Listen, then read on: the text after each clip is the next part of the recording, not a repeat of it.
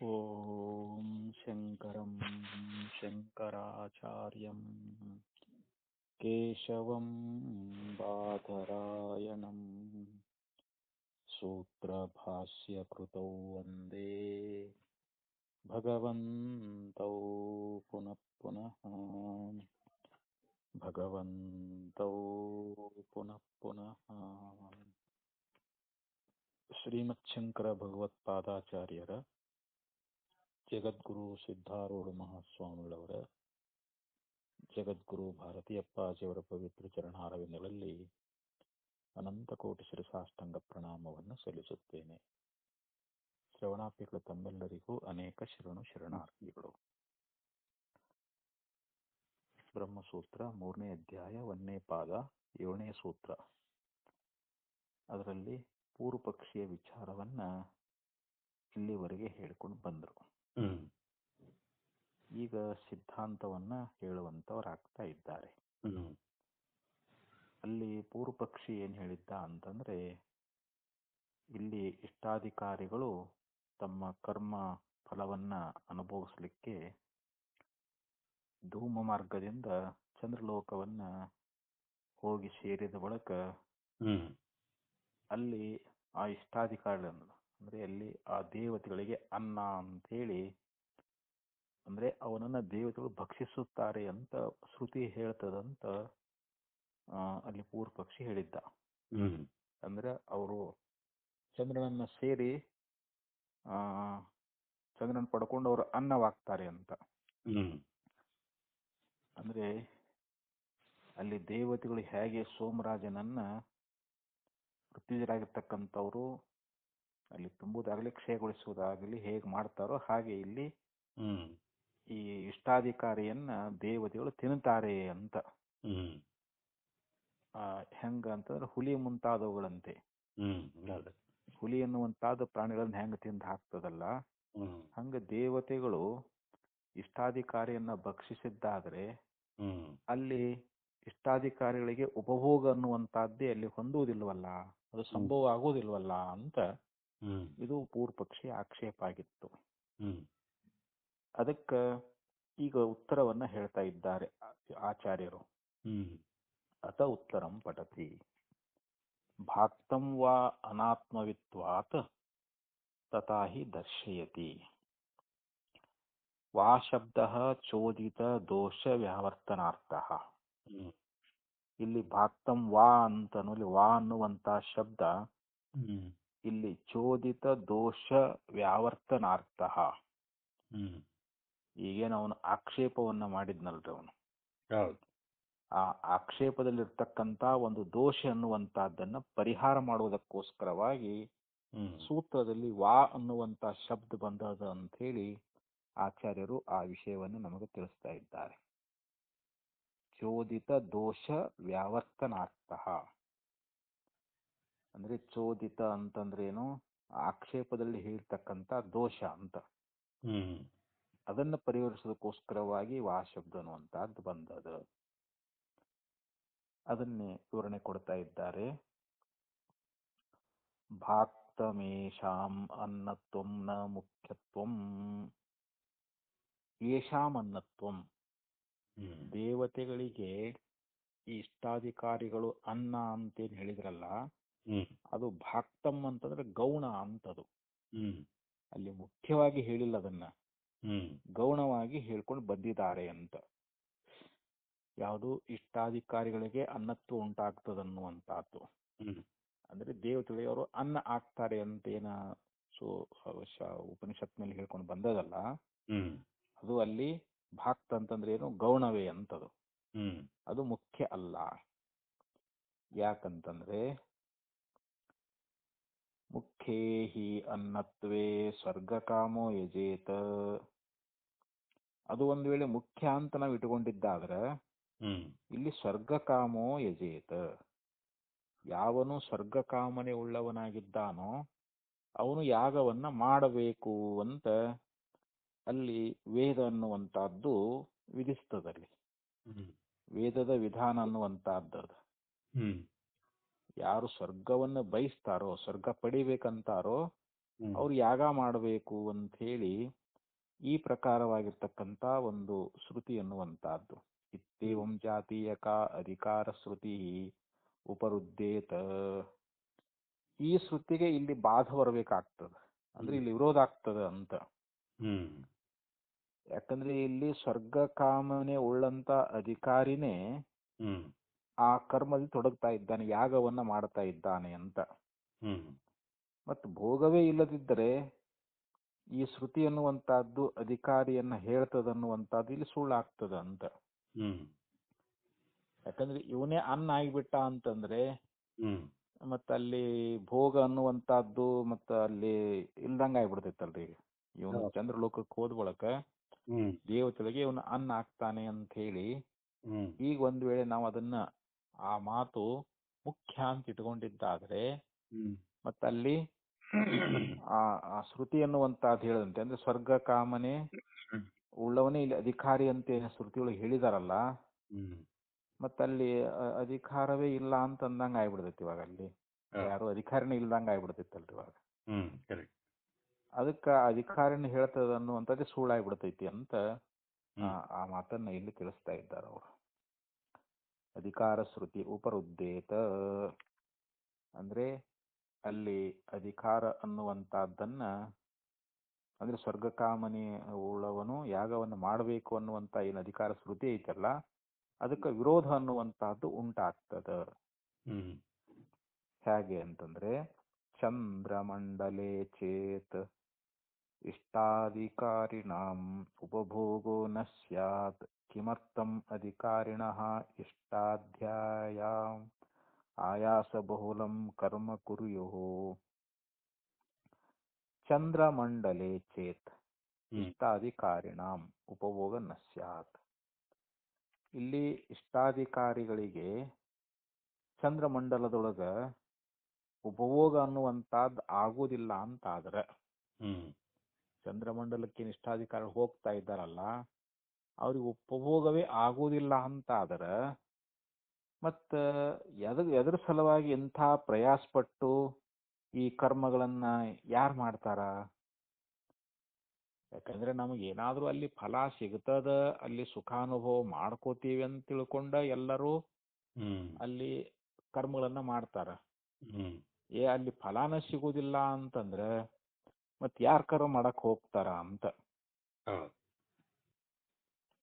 ಅದಕ್ಕ ಇಲ್ಲಿ ಆಚಾರ್ಯರು ಅಲ್ಲಿ ಪೂರ್ವ ಪಕ್ಷಿಯನ್ನ ಕುರಿತು ಹೇಳ್ತಾ ಇದ್ದಾರೆ. ಅವರು ಇಲ್ಲಿ ಚಂದ್ರಮಂಡಲದೊಳಗ ಇಷ್ಟಾಧಿಕಾರಿಗಳಿಗೆ ಉಪಭೋಗವೇ ಇಲ್ಲ ಅಂತಾದ್ರೆ ಕಿಮರ್ಥಂ ಅಧಿಕಾರಿಣ ಇಷ್ಟಾಧ್ಯ ಆಯಾಸ ಬಹುಲಂ ಕರ್ಮ ಕುರ್ಯುಹು. ಯಾಕಂದ್ರೆ ಇಲ್ಲಿ ಅಧಿಕಾರಿಗಳಾಗಿರ್ತಕ್ಕಂಥವ್ರು ತಮಗೆ ಇಷ್ಟವಾಗಿರ್ತಕ್ಕಂಥ ಒಂದು ಫಲ ಅನ್ನುವಂಥದ್ದಲ್ಲಿ ಸಿಗುವುದಿಲ್ಲ ಅಂತಾದ್ರೆ ಅಲ್ಲಿ ಆಯಾಸನೇ ಜಾಸ್ತಿ. ಅಲ್ಲಿ ಇವಾಗ ಅಲ್ಲಿ ಕರ್ಮ ಮಾಡ್ಬೇಕಂದ್ರೆ ಸುಮ್ಮನೆ ಆಗ್ತಾವನ್ರಿ ಇದು. ಅಲ್ಲಿ ಬಹಳಷ್ಟು ಪರಿಶ್ರಮ ಪಡಬೇಕಾಗ್ತದೆ. ಅಂತ ಹೆಚ್ಚಿಗೆ ಆಯಾಸವನ್ನೇ ಉಂಟು ಮಾಡ್ತಕ್ಕಂಥ ಕರ್ಮವನ್ನ ಯಾರು ತಾನೇ ಮಾಡ್ಲಿಕ್ಕೆ ಹೋಗ್ತಾರ? ಅವರು ಅಧಿಕಾರ ಆಗಿರ್ತಕ್ಕಂಥ ಅಲ್ಲಿ ಉಪಭೋಗ ಐತಿ ಅಂತ ತಿಳ್ಕೊಂಡ ಅವರು ಅಲ್ಲಿ ಬಹಳ ಪ್ರಯಾಸ ಪಟ್ಟು ಕರ್ಮಗಳನ್ನ ಮಾಡ್ತಾರ ಅಂತ ಹೇಳಿ ಇಲ್ಲಿ ಆಚಾರ್ಯರು ಅದನ್ನ ತಿಳಿಸ್ಕೊಂಡು ಬಂದ್ರು. ಅನ್ನ ಶಬ್ದಶ್ಚ ಉಪಭೋಗ ಹೇತುತ್ವ ಸಾಮಾನ್ಯಾತ್. ಇಲ್ಲಿ ಅನ್ನ ಅನ್ನುವಂತ ಏನು ಶಬ್ದ ಅನ್ನುವಂತಹದ್ದು ಬಂದದಲ್ಲ ಅಲ್ಲಿ, ಅದು ಉಪಭೋಗಕ್ಕೆ ಅದು ಕಾರಣವಾಗಿರುವುದೆಂಬ ಹೋಲಿಕೆಯಿಂದ ಅಲ್ಲಿ ಅನ್ನ ಅಲ್ಲದೇ ಇರತಕ್ಕಂತ ಪದಾರ್ಥದಲ್ಲಿಯೂ ಕೂಡ ಉಪಚಾರಕ್ಕಾಗಿ ಪ್ರಯೋಗ ಮಾಡಿದ್ದು ಕಂಡು ಬರ್ತದ ಅಂತ ಇಲ್ಲಿ ಆಚಾರ್ಯ ಹೇಳ್ತಾ ಇದ್ದಾರೆ.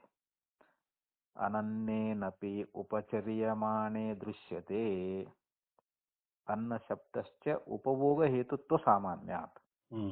ಅಲ್ಲಿ ಅನ್ನ ಅನ್ನುವಂತ ಶಬ್ದ ಅನ್ನುವಂತಹದ್ದು ಉಪಭೋಗಕ್ಕೆ ಹೇತು ಅಂತಂದ್ರೆ ಕಾರಣ ಅಂತಲ್ಲಿ ಉಪಭೋಗಕ್ಕೆ ಕಾರಣವಾಗಿರತಕ್ಕಂತ ಒಂದು ಹೋಲಿಕೆಯನ್ನು ಇಟ್ಟುಕೊಂಡು ಯಾವುದು ಅನ್ನವಲ್ಲವೋ ಅಂಥ ಪದಾರ್ಥದಲ್ಲಿಯೂ ಕೂಡ ಅಲ್ಲಿ ಉಪಚಾರಕ್ಕೋಸ್ಕರವಾಗಿ ಪ್ರಯೋಗ ಮಾಡಿದ್ದು ಕಂಡು ಬರ್ತದ ಅಂತ ಹೇಳಿದರು.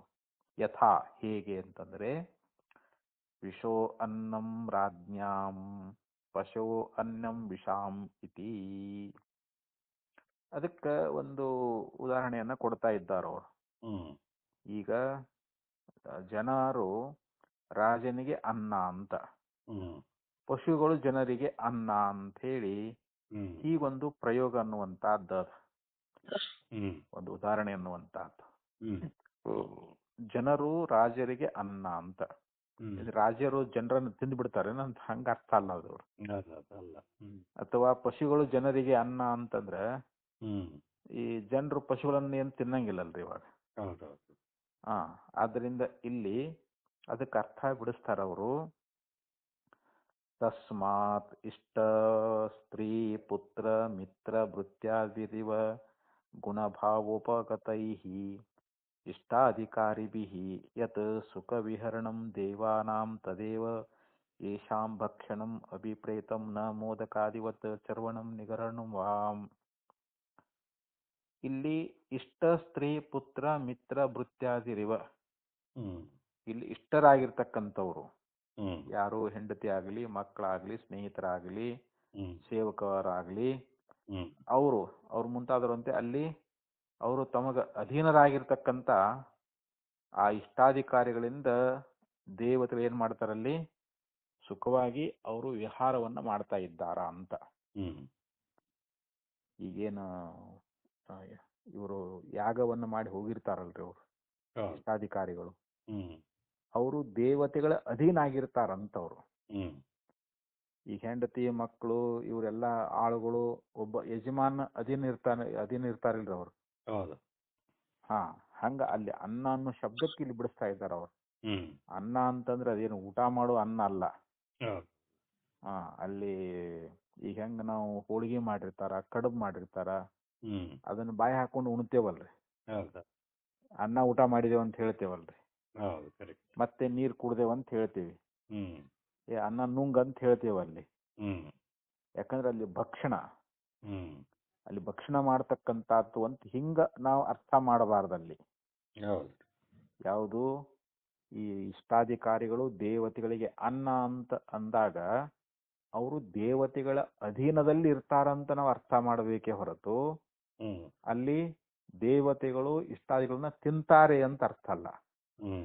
ನಾವು ಕಡುಬು ಹೋಳಿಗೆ ಹೆಂಗ್ ಬಾಯಿ ಹಾಕೊಂಡು ತಿಂದು ನುಂಗ್ತೇವಲ್ರಿ, ಆ ರೀತಿಯಾಗಿ ನಾವು ಅರ್ಥೈಸಬಾರದು ಅಂತ ಇಲ್ಲಿ ಆಚಾರ್ಯ ಹೇಳ್ಕೊಂಡು ಬಂದ್ರು. ತಸ್ಮಾತ್ ಇಷ್ಟ ಸ್ತ್ರೀ ಪುತ್ರ ಮಿತ್ರ ಭೃತ್ಯಾದಿವಿರಿವ ಗುಣಭಾವೋಪಗತೈಃ ಇಷ್ಟಾಧಿಕಾರಿಭಿಃ ಯತ್ ಸುಖ ವಿಹರಣಂ ದೇವಾನಾಂ. ಅಂದ್ರೆ ದೇವತೆಗಳು ಒಂದು ಸುಖ ವಿಹಾರಕ್ಕೋಸ್ಕರವಾಗಿ ಯಾರು ಇಷ್ಟಾಧಿಕಾರಿಗಳಿದಾರೆಯೋ, ಅಂದ್ರೇನು ಅದಕ್ಕೆ ಉದಾಹರಣೆ ಕೊಟ್ರು ಅವರು. ತಮಗೆ ಇಷ್ಟವಾಗಿರ್ತಕ್ಕಂಥ ಹೆಂಡತಿ ಮಕ್ಕಳು ಮಿತ್ರರು ಆಳುಗಳು ಹೆಂಗ ತಮ್ಮ ಅಧೀನದೊಳಗೆ ಇರ್ತಾ ಇದ್ದಾರೋ ಹಾಗೆ ಇಲ್ಲಿ ಅಧೀನವಾಗಿರ್ತಕ್ಕಂಥ ಇಷ್ಟಾಧಿಕಾರಿಗಳಿಂದ ದೇವತೆಗಳು ಸುಖವಾಗಿ ಅವರು ವಿಹರಿಸ್ತಾ ಇದ್ದಾರೆ ಅಂತ.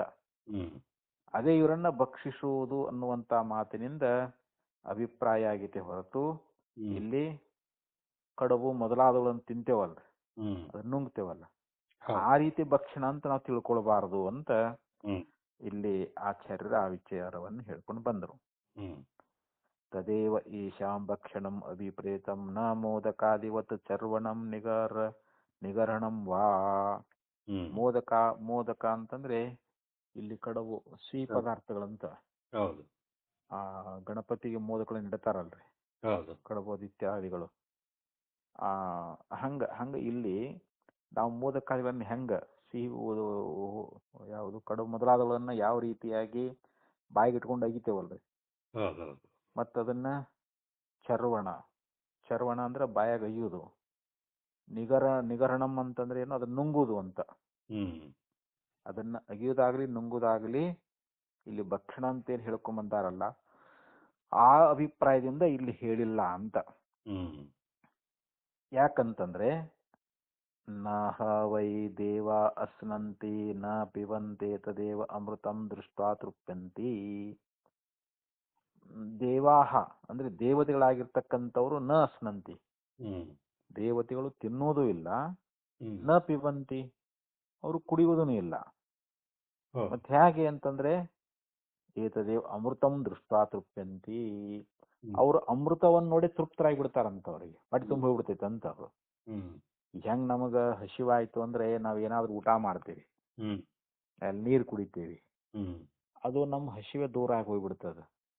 ಹಂಗ ದೇವತೆಗಳು ಕೂಡ ಹಿಂಗ ಅಮೃತವನ್ನ ಬಾಯ ಹಾಕೊಂಡ್ ಕುಡಿತಾರ ಅಂತ ಹಿಂಗ ಅರ್ಥ ಅಲ್ಲ. ಯಾಕಂದ್ರೆ ಶ್ರುತಿನ ಏನ್ ಹೇಳ್ತ ಚಾಂದೋಗ್ಯ ಉಪನಿಷತ್ನಲ್ಲಿ, ದೇವಾಹ ನ ಅಸ್ನಂತಿ, ದೇವತೆಗಳು ಊಟ ಮಾಡುವುದಿಲ್ಲ ಅಂತ. ನ ಪಿಬಂತಿ, ಮತ್ತು ಅವರು ಕುಡಿಯುವುದಿಲ್ಲ, ಅಮೃತವನ್ನು ಕುಡಿಯುವುದಿಲ್ಲ ಮತ್ತು ಊಟ ಮಾಡುವುದಿಲ್ಲ. ಮತ್ತೆ ಹೇಗೆ ಅಂತಂದ್ರೆ, ಏತದೇವ ಅಮೃತಂ ದೃಷ್ಟ, ಈ ಅಮೃತವನ್ನು ನೋಡಿ ಅತೃಪ್ತರಾಗಿ ಬಿಡ್ತಾರಂತ, ಹೊಟ್ಟೆ ತುಂಬ ಬಿಡ್ತೈತಂತ. ಬರೇ ನೋಟ ಮಾತ್ರದಿಂದಲೇ ಅವರಿಗೆ ಹಸಿವು ಹೋಗ್ಬಿಡ್ತೈತಂತ. ಇತ್ತೀಚ್ಛ ದೇವಾನಾಂ ಚರ್ವಣಾದಿ ವ್ಯಾಪಾರಂ ವಾರಯತಿ.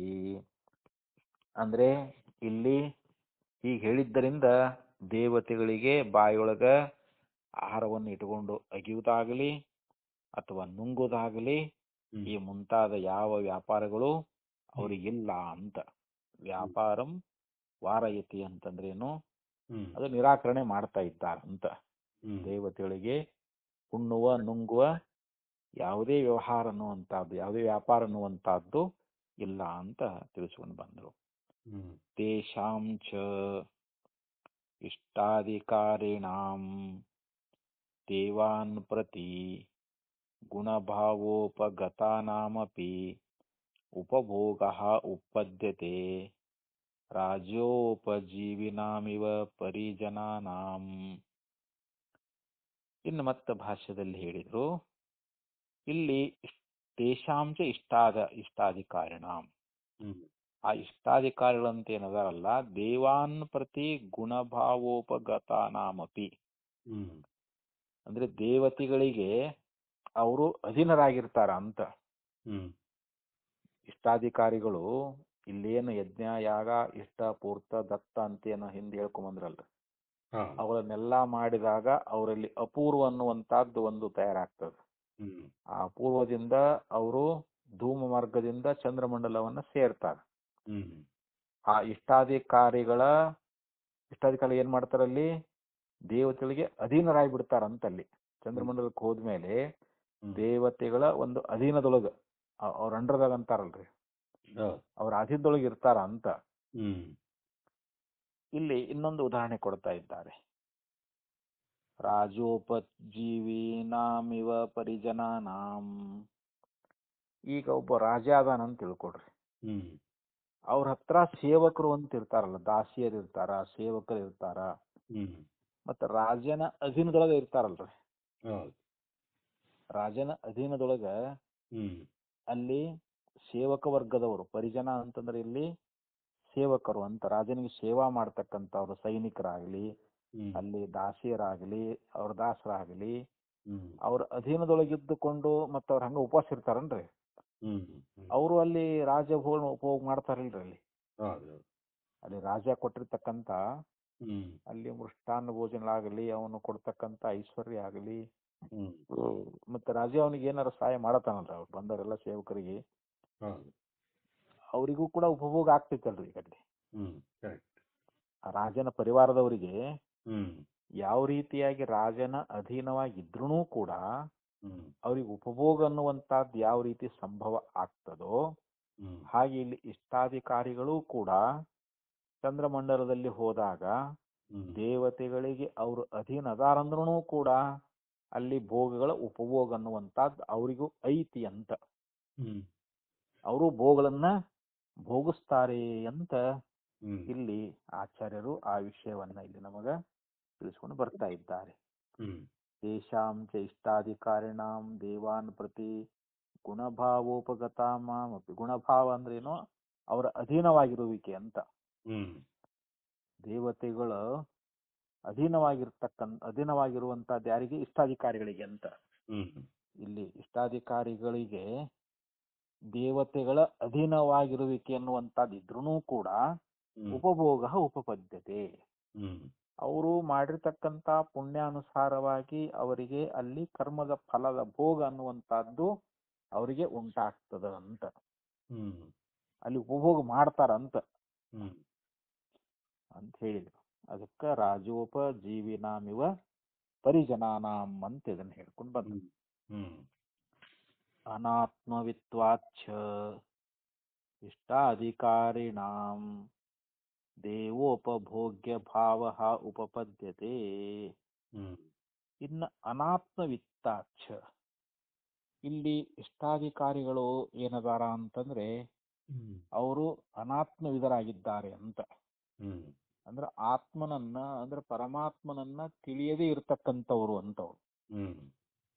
ಅವರಿಗೆ ಅನಾತ್ಮವಿತ್ವಾಚ್ಛ ಅಂದ್ರೆ ಆತ್ಮನನ್ನ ಅರಿಯದೇ ಇರುವುದರಿಂದ, ಆತ್ಮನ ಜ್ಞಾನವನ್ನ ಮಾಡಿಕೊಳ್ಳದೇ ಇರುವುದರಿಂದ ಇಷ್ಟಾಧಿಕಾರಣಂ ದೇವೋಪಭೋಗ ಭಾವ ಉಪಪದ್ಯತೆ.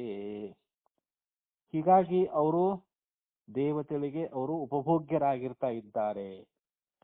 ಈಗ ಹೇಳೋದು ಅದು ಯುಕ್ತವೇ ಆಗಿದೆ ಅಂತ ಹೇಳ್ತಾ ಇದ್ದಾರೆ.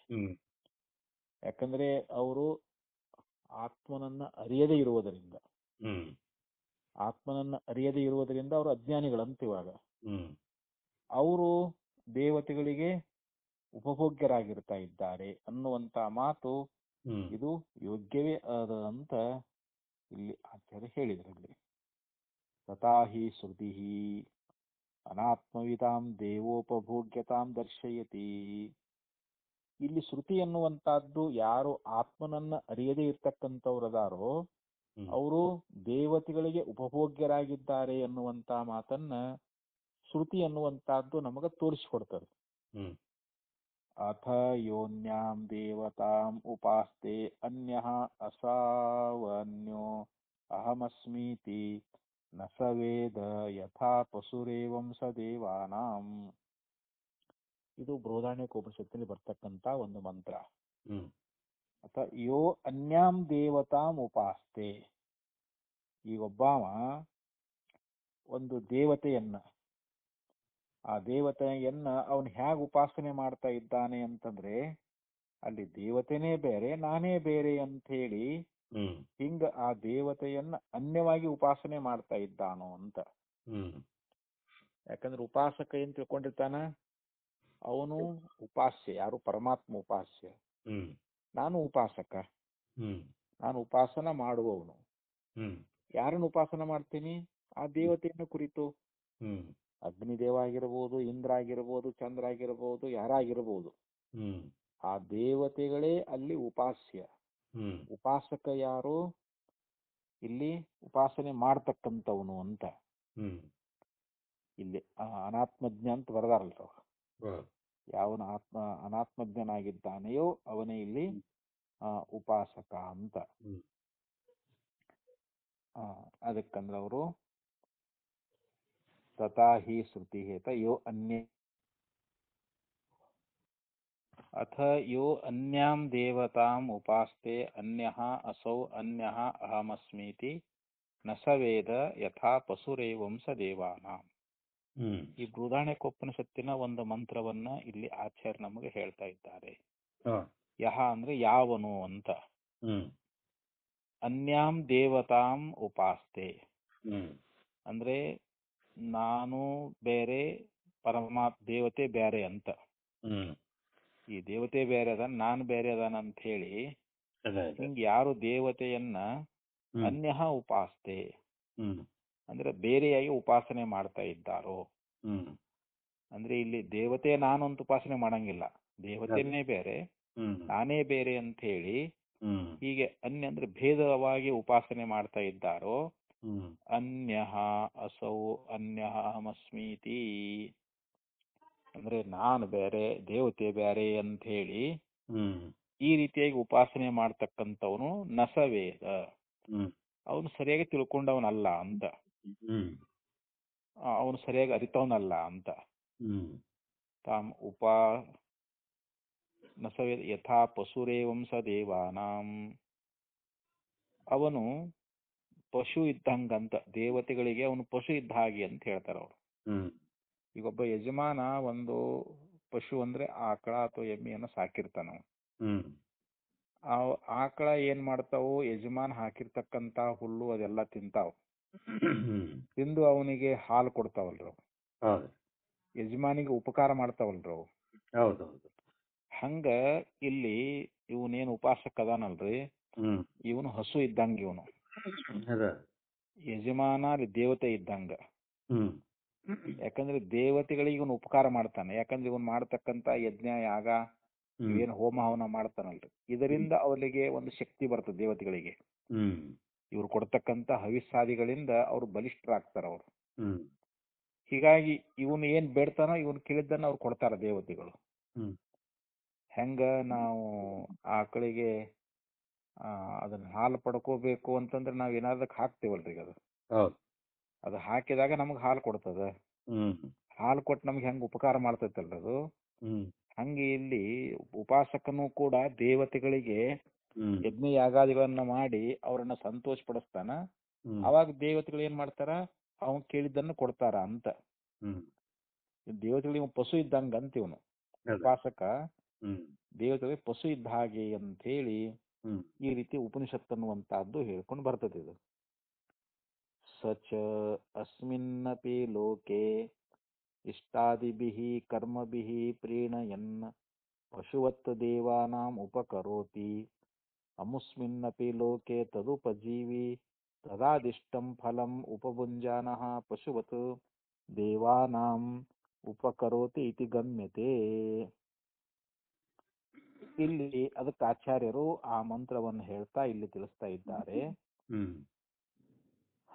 ಅಂದ್ರೆ ಇಲ್ಲಿ ಪರಲೋಕದೊಳಗೂ ಕೂಡ ಇಲ್ಲಿ ಜೀವನಾಗಿರ್ತಕ್ಕಂಥವನು ಅಸ್ಮಿನ್ನಪಿ ಲೋಕೆ ಅಂದ್ರೆ ಈ ಲೋಕದಲ್ಲಿಯೂ ಕೂಡ ಇಷ್ಟಾರ್ಥಿಭಿಹಿ ಕರ್ಮಭಿಹಿ ತನ್ನ ಇಷ್ಟವಾಗಿರ್ತಕ್ಕಂಥ ಒಂದು ಕರ್ಮಗಳಿಂದ ಅಂತ, ತನಗೆ ಯಾವ್ದು ಇಷ್ಟವಾಗಿರ್ತದಲ್ಲ ಆ ಒಂದು ಕರ್ಮಗಳಿಂದ ಅಲ್ಲಿ ದೇವತೆಗಳನ್ನ ಲೋಕೆ ಅಮುಸ್ಮಿನ್ನಪಿ ಲೋಕೆ ತದುಪಜೀವಿ ಅಲ್ಲ ಇಷ್ಟಾದಿವಿ ಕರ್ಮವಿ ಪ್ರೀಣಯನ್ ಅಂದ್ರೆ ಸಂತೋಷಗೊಳಿಸ್ತಾ ಅಂತ, ಆನಂದವನ್ನು ಗೊಳಿಸ್ತಾ ಪ್ರೀಣಯನ್ ಪಶುವತ್ ದೇವಾನ ಉಪಕರೋತಿ ಅಂದ್ರೆ ಆ ದೇವತೆಗಳಿಗೆ ಇಲ್ಲಿ ಪಶುವಿನಂತೆ ಅವನು ಉಪಕಾರವನ್ನ ಮಾಡ್ತಾ ಇರ್ತಾನ ಅಂತ.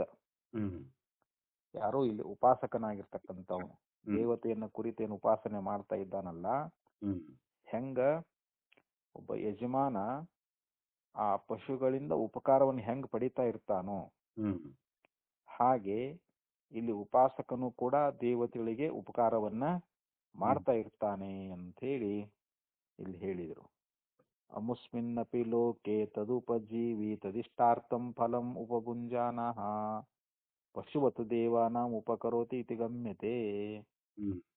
ಅಂದ್ರೆ ಆ ಪರಲೋಕದೊಳಗ ಅಂದ್ರೆ ದೇವತಾ ಲೋಕಕ್ಕೆ ಹೋಗಿರ್ತಾನಲ್ಲ, ಅಲ್ಲಿಯೂ ಅವರ ಒಂದು ಅಧೀನವಾಗಿದ್ದುಕೊಂಡು ಅಂದ್ರೆ ಅವರಿಗೆ ಒಂದು ಪ್ರತ್ಯುಪಕಾರವನ್ನು ಮಾಡ್ತಾ ಅವ್ರು ಕೊಟ್ಟಿರ್ತಕ್ಕಂತ ಏನು ಫಲ ಅನ್ನುವಂತಹದ್ದು ಅದನ್ನ ಉಪಭೋಗ ಮಾಡ್ತಾನಂತ. ಯಾರು ಇಲ್ಲಿ ಉಪಾಸಕನಾಗಿರ್ತಕ್ಕಂಥವನು ಇಷ್ಟಾಧಿಕಾರಿ ಅಂತ ಇಲ್ಲಿ ಹೇಗೆ ಅಂತಂದ್ರೆ ಪಶುವಿನಂತೆ ಅಂತ ದೇವತೆಗಳಿಗೆ ಅಲ್ಲಿ ಉಪಕಾರವನ್ನೇ ಮಾಡ್ತಾ ಇರ್ತಾನ ಅಂತ. ಉಪಭುಂಜಾನಃ ಪಶುವತ್ ದೇವಾನಾಂ ಉಪಕರೋತಿ ಇತಿ ಗಮ್ಯತೆ ಅಂದ್ರೆ ದೇವತೆಗಳಿಗೆ ಈ ಯಾರು ಇಷ್ಟಾಧಿಕಾರಿಯಾಗಿರ್ತಕ್ಕಂಥವನು ಉಪಕಾರವನ್ನ ಮಾಡ್ತಾ ಇರ್ತಾನ ಅಂತ, ಪಶುವಿನಂತೆ ಉಪಕಾರವನ್ನ ಮಾಡುವನಾಗಿರ್ತಾನೆ ಅಂತೇಳಿ ಎಷ್ಟು ಇದು ನಮಗ ನಿಶ್ಚಯ ಆಗ್ತದ ಅಂತ.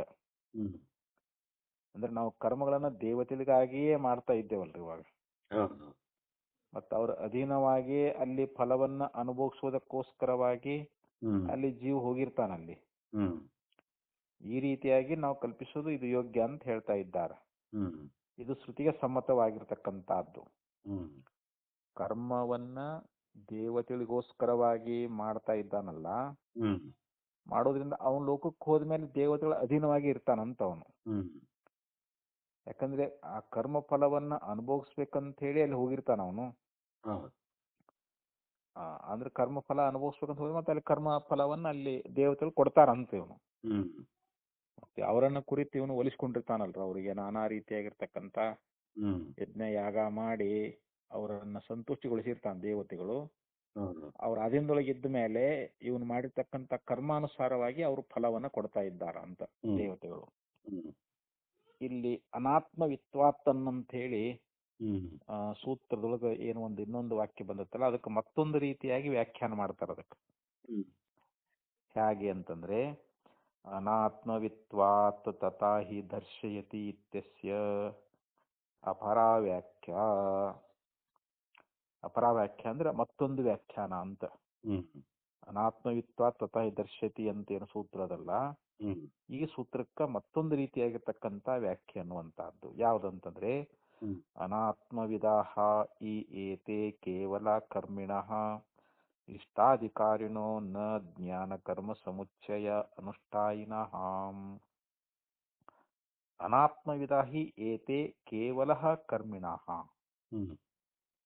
ಅಂದ್ರೆ ಇಲ್ಲಿ ಇಷ್ಟಾಧಿಕಾರಿಗಳಾಗಿರ್ತಕ್ಕಂಥವ್ರು ಕೇವಲ ಕರ್ಮಿಗಳಾಗಿರುವುದರಿಂದ ಅವ್ರು ಕೇವಲ ಕರ್ಮಗಳನ್ನು ಮಾಡ್ತಿರ್ತಾರೆ, ಇಷ್ಟಾಧಿಕಾರಿಗಳಾಗಿರ್ತಕ್ಕಂಥವ್ರು. ಯಾಕಂದ್ರೆ ಕರ್ಮದ ಫಲ ಅನುಭವಿಸ್ಬೇಕು ಅಂತ ಹೇಳಿ ಅವ್ರು ಕರ್ಮಾನುಷ್ಠಾನದೊಳಗ ತೊಡಗಿರ್ತಾರ. ಹೀಗಾಗಿ ಅವರು ಅನಾತ್ಮಜ್ಞರಾಗಿರ್ತಾರ ಅಂತ. ಯಾಕಂದ್ರೆ ಆತ್ಮನನ್ನ ಅರಿತವನು ಕರ್ಮದಲ್ಲಿ ತೊಡಗೋದಿಲ್ಲ. ಅವನು ಯಾವನು ಆತ್ಮಜ್ಞಾನಿ ಅದಾನಲ್ಲ, ಅವನು ಕರ್ಮ ಮಾಡ್ತಾನೇನು ಅಂತಂದ್ರೆ ಇಲ್ಲ. ಅವರು ಆತ್ಮನನ್ನ ಅರಿಯದೇ ಇರುವುದರಿಂದ ಇಷ್ಟಾಧಿಕಾರಿಗಳು ಕೇವಲ ಕರ್ಮಿಗಳಾಗಿದ್ದರಿಂದ ಅವರು ಕರ್ಮದಲ್ಲಿ ತೊಡಗ್ತಾ ಇದ್ದಾರಂತ. ಅಂದ್ರೆ ಇವರು ನ ಜ್ಞಾನ ಕರ್ಮ ಸಮುಚ್ಚಯ ಅನುಷ್ಠಾಯಿನಃ ಅಂದ್ರೆ ಜ್ಞಾನ ಕರ್ಮಗಳ ಒಂದು ಸಮುಚ್ಚಯವನ್ನ ಅಂದ್ರೆ ಎರಡು ಸೇರಿಸಿ ಮಾಡುವಂತಹದ್ದು. ಅಂದ್ರೆ ಇಲ್ಲಿ ಕರ್ಮ ಉಪಾಸನ ಅಂತ ಜ್ಞಾನ ಶಬ್ದಕ್ಕ ಕರ್ಮ ಮತ್ತು ಉಪಾಸನೆ ಎರಡನ್ನ ಸೇರಿಸಿ ಅನುಷ್ಠಾನ ಮಾಡದವರು ಯಾರಲ್ಲವೋ ಅವರು ಅನಾತ್ಮವಿದರು ಅಂತ. ಪೂರ್ವದಲ್ಲಿ ಅನಾತ್ಮಜ್ಞಾನಕ ಆತ್ಮನನ್ನ ಅರಿಯದೇ ಇರ್ತಕ್ಕಂಥವ್ರು ಅಂತ ಅರ್ಥ ಮಾಡಿದ್ರ ಅವಾಗ. ಈಗೇನ್ ಹೇಳ್ತಾ ಇದ್ದಾರಂತಂದ್ರೆ, ಜ್ಞಾನ ಕರ್ಮ ಸಮುಚ್ಚಯವನ್ನ ಯಾರು ಮಾಡಿಲ್ಲವೋ ಅವರಿಗೆ ಅನಾತ್ಮವಿದರು ಅಂತ ಕರ್ಕೊಂಡು ಬಂದಾರ ಇಲ್ಲಿ. ಅನಾತ್ಮಜ್ಞರಂದ್ರೆ ಯಾರು? ಜ್ಞಾನ ಕರ್ಮ ಸಮುಚ್ಚಯವನ್ನ ಅನುಷ್ಠಾನ ಮಾಡಿದವರಲ್ಲ ಅಂತ. ಅದನ್ನ ಇಲ್ಲಿ ಪಂಚಾಗ್ನಿ ವಿದ್ಯಾಂ ಇಹ ಆತ್ಮವಿದ್ಯೆಯುಪಚರಂತಿ.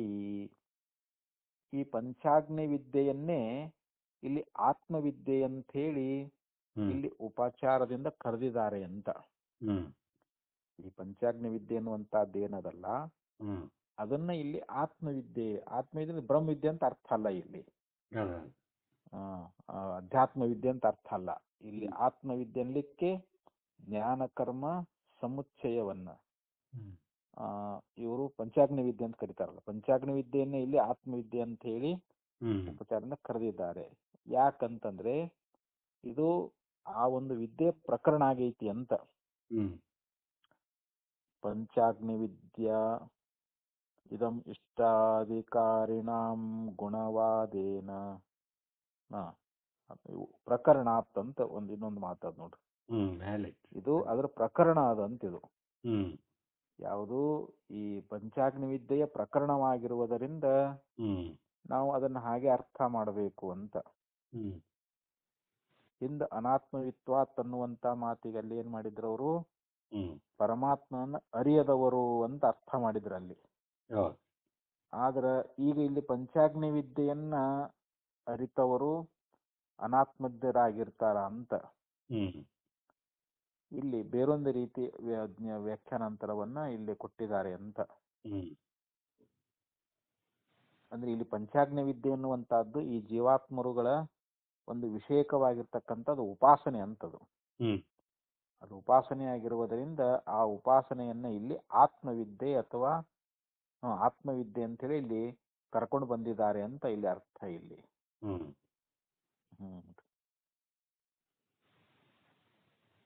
ಪ್ರಕರಣ ಆಯ್ತಾ. ಪಂಚಾಗ್ನಿ ವಿದ್ಯಾ ವಿಜ್ಞಾನ ವಿಹೀನತ್ವಾಚ್ಚ ಇದಂ ಇಷ್ಟಾಧಿಕಾರಿಣಾಂ ಗುಣವಾದೇನ ಅನ್ನತ್ವಂ ಉದ್ಭಾವ್ಯತೆ ಪಂಚಾಗ್ನಿ ವಿಜ್ಞಾನ ವಿಹೀನೇನ. ಅಂದ್ರೆ ಇಲ್ಲಿ ಈ ಪಂಚಾಗ್ನಿ ವಿದ್ಯೆ ಅನ್ನುವಂತಹದ್ದೇನದಲ್ಲ, ಅದರ ವಿಶೇಷವಾದ ಜ್ಞಾನ ಅಂತ. ಹ್ಮ್ ಅದು ಇಲ್ಲದೆ ಇರುವುದರಿಂದ ಅಲ್ಲಿ ಇಷ್ಟಾದಿಗಳನ್ನ ಮಾಡಿದವರಿಗೆ ಈ ಅನ್ನತ್ವ ಅನ್ನುವಂತಹದ್ದು ಅಲ್ಲಿ ಗುಣವಾದದಿಂದ ಕಲ್ಪಿಸಿ ಹೇಳಿದ್ದಾರೆ ಅಂತ. ಹ್ಮ್ ಅಂದ್ರೆ ಗುಣವಾದ ಅಂತಂದ್ರೆ ಅಧೀನವಾಗಿರುವಂತಹದ್ದು ಅಂತ. ಹ್ಮ್ ಈ ಅನ್ನತ್ವವನ್ನ ಯಾರಿಗೆ ಇಷ್ಟಾಧಿಕಾರಿ ಅನ್ನತ್ವವನ್ನು ಹೇಳಿದಾರಲ್ಲ, ಹ್ಮ್ ಇಷ್ಟಾದಿಗಳನ್ನ ಯಾರು ಮಾಡಿರ್ತಾರಲ್ಲ ಹ್ಮ್ ಅವರಿಗೆ ಈ ಅನ್ನತ್ವ ಅನ್ನುವಂತಹದ್ದು ಇಲ್ಲಿ ಗುಣವಾದದಿಂದ ಅದನ್ನ ಕಲ್ಪಿಸಿಕೊಂಡು ಹೇಳಿದ್ದಾರೆ ಅಂತ. ಹ್ಮ್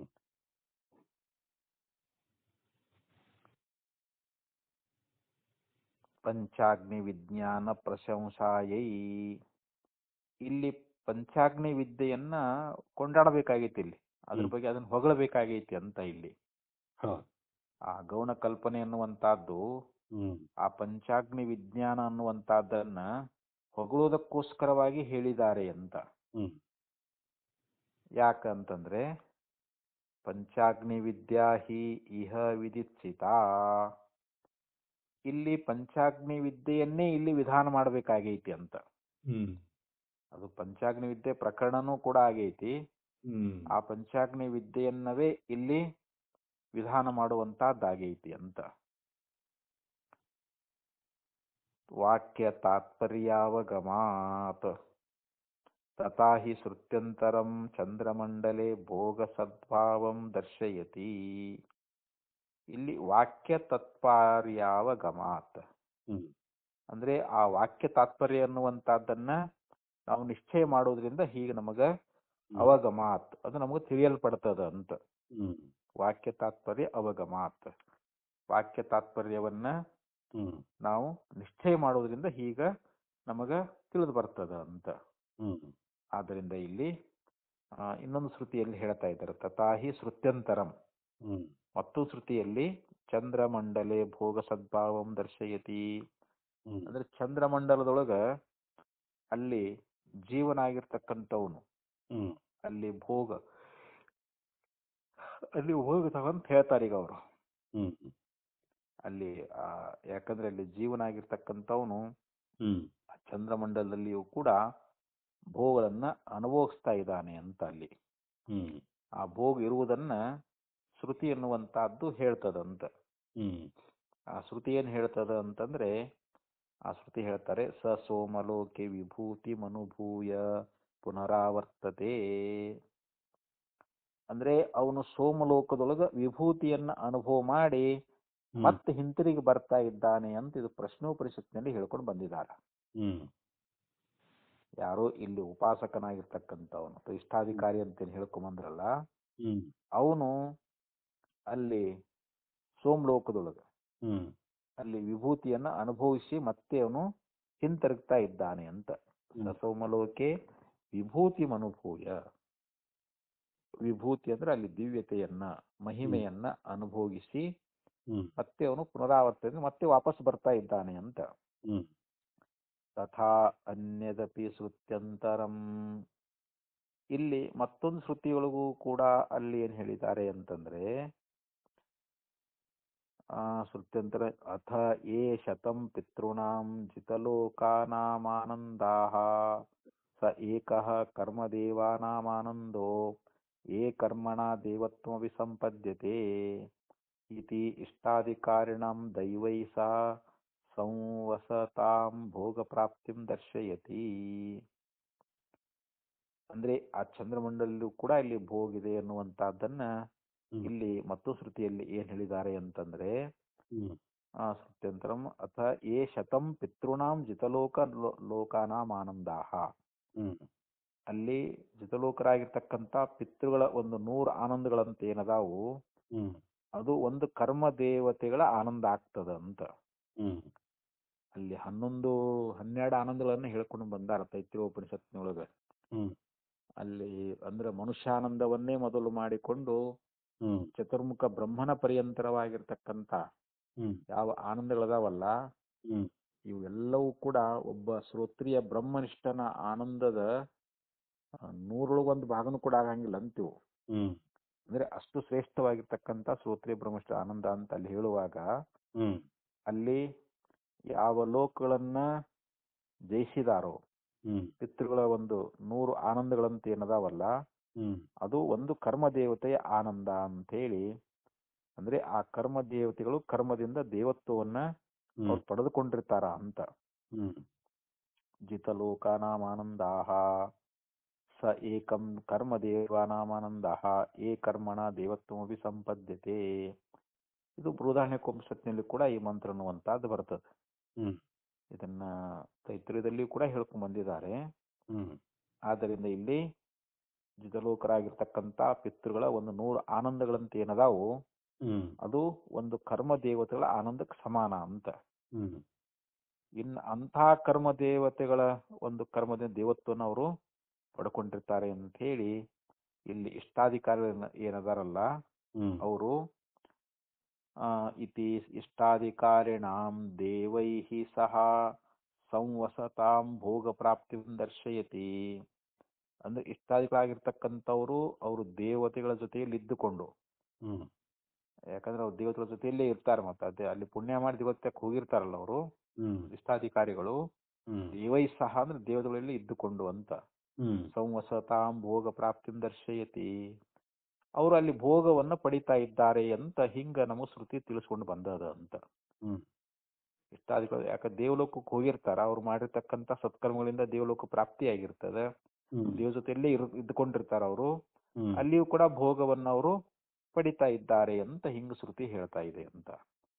ಏವಂ ಭಾಕ್ತತ್ವಾತ್ ಅನ್ನ ಭಾವ ವಚನಸ್ಯ ಇಷ್ಟಾಧಿಕಾರಿಣಃ ಅತ್ರ ಜೀವಾರೌಹತಿ ಇತಿ ಪ್ರತೀಯತೆ. ಏವಂ ಅಂದ್ರೆ ಹೀಗೆ ಅಂತ.